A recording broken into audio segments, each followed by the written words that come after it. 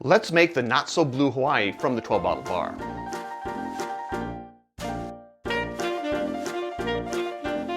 To make this drink, we are going to start by filling our rocks glass with ice. I'm actually going to be using a double rocks glass because there's a lot of liquid in this.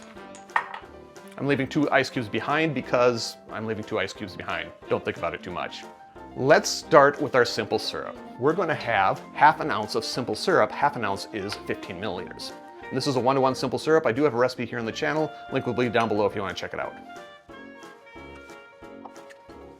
Half an ounce of juice. Half an ounce, 15 milliliters. 3 ounces of fresh squeezed pineapple juice. 3 ounces is 90 milliliters.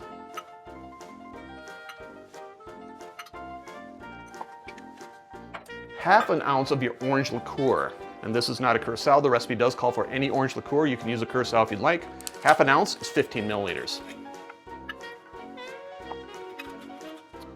Finally, 3/4 ounce of rum and 3/4 ounce of vodka. 3/4 ounce is 22.5 milliliters. I'm going to be using 1.5 ounces of just rum.